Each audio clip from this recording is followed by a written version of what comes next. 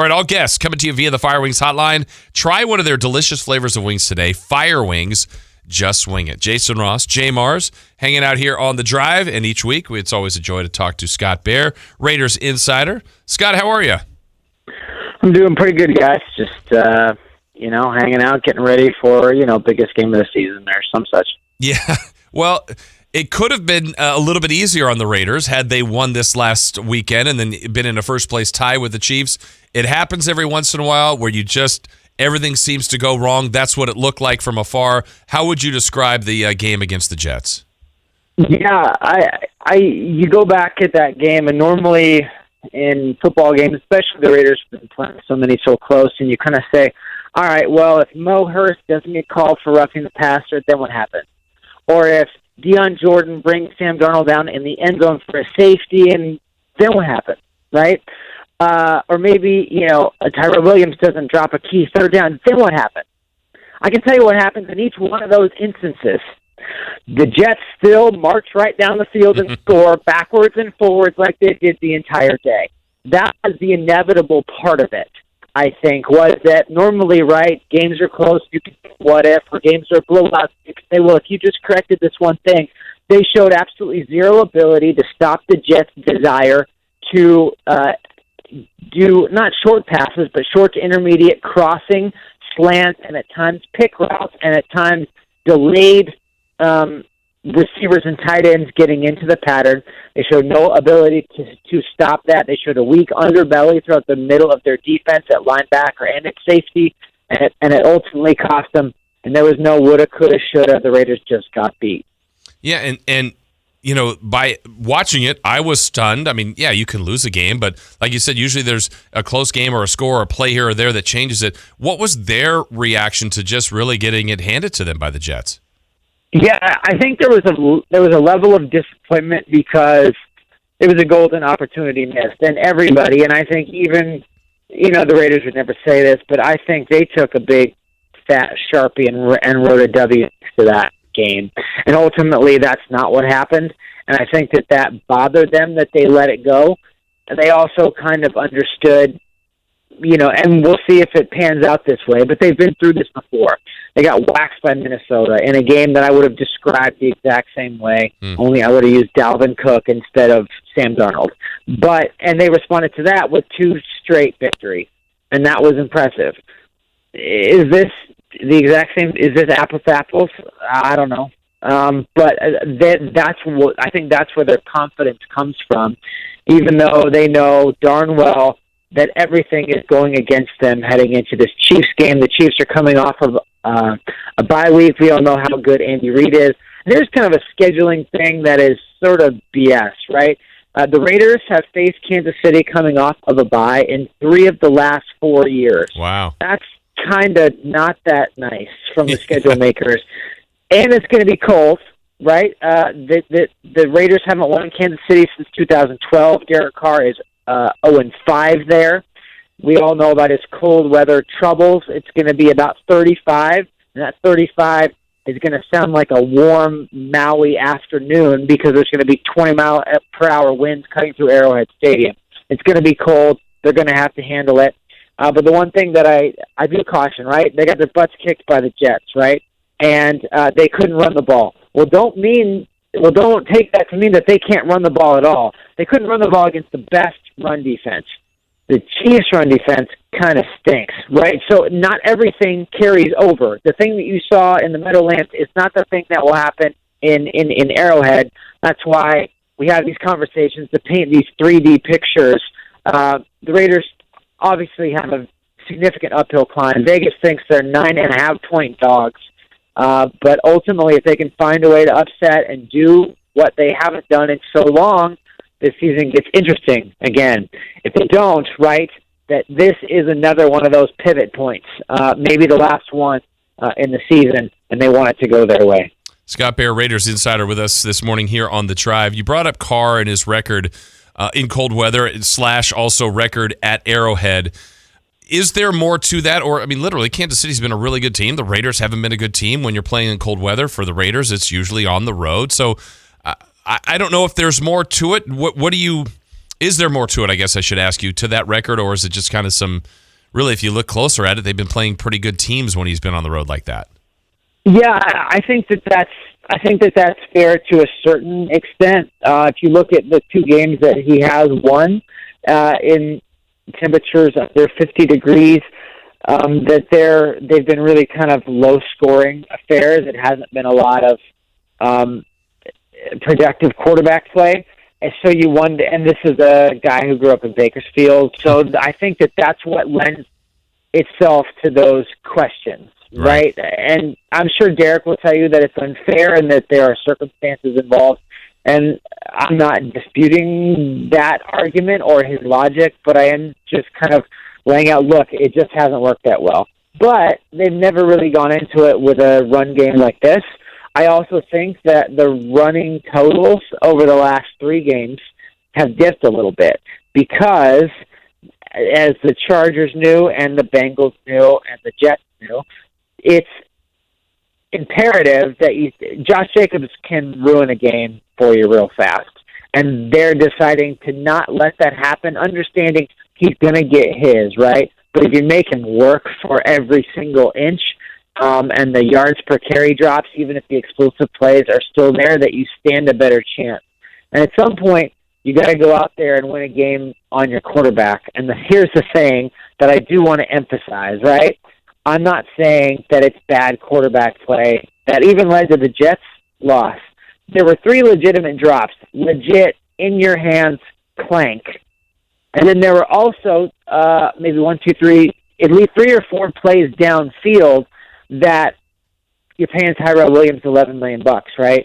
Contested catches, go up there, muscle it down, and there's situations where you think, okay, like that was hard, past defense, right? But Julio Jones makes that catch 9 times out of 10, right? Those are the types of things that this group of skilled players has to do better.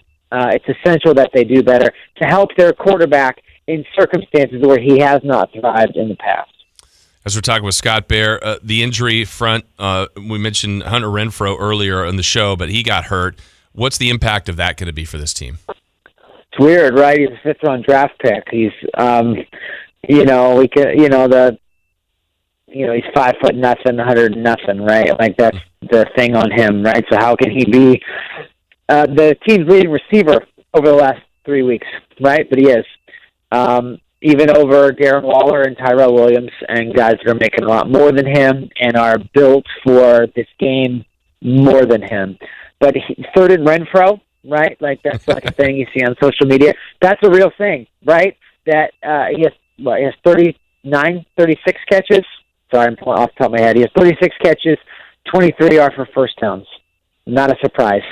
And he got hurt pushing for the extra couple yards to get a first down before a giant Jets defensive lineman landed on top of him in an act that would have been roughing the passer, guaranteed, if he was throwing the football. And there were 2 hits that got him hurt, but nonetheless, it's a big deal. And that has a 2-pronged statement, or it has 2 different meanings. One, Hunter Renfrow's coming on, right? You saw the big touchdown catch against Houston, the game winner against the Lions, the steady kind of 3rd and Renfrow type of play, right? That also, so that's good on the Clemson kid. Also, you look at it and you're like, what's up, Tyrell?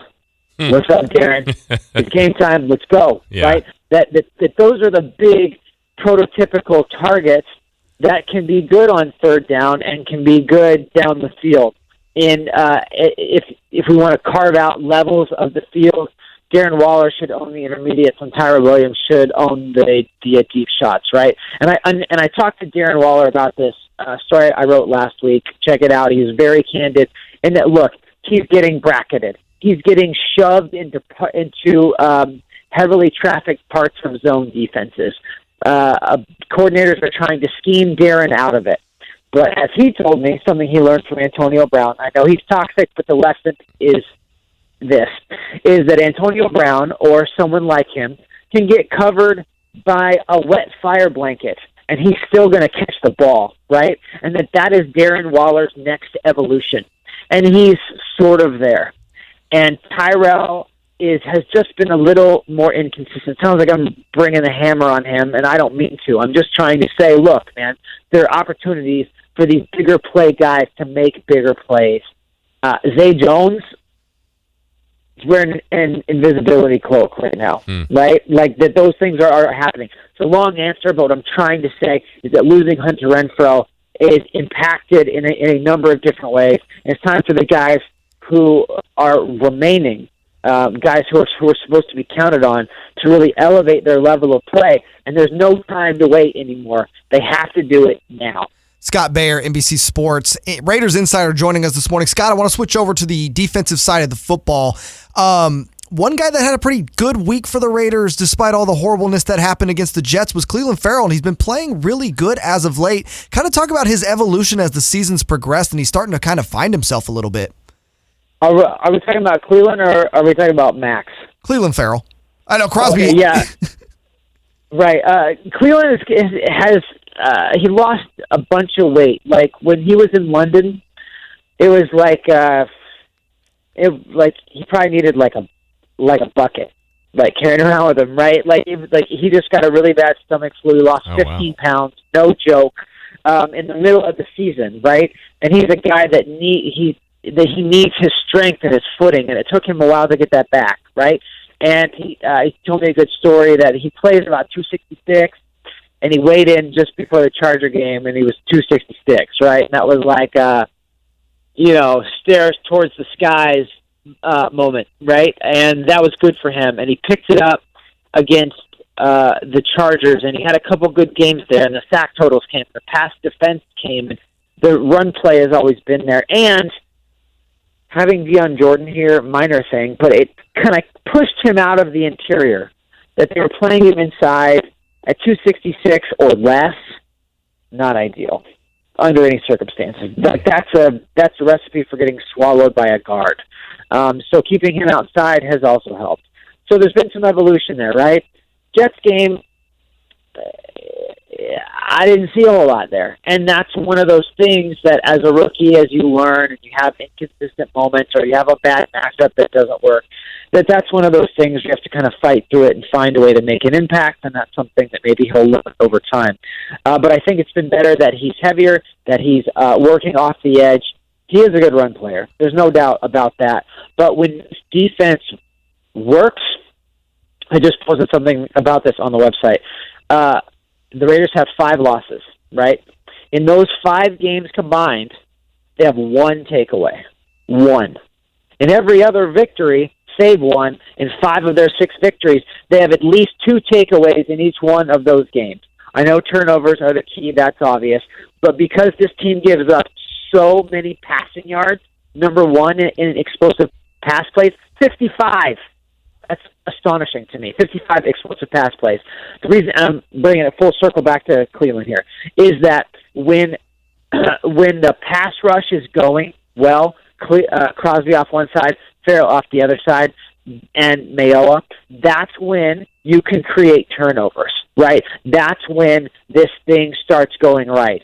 So I'm not putting it all on one guy, but since you brought him up, he is an essential part of Raiders' victories because of the math that I just explained. When he's invisible, it makes life a lot harder. When he's going strong, that they stand a real chance.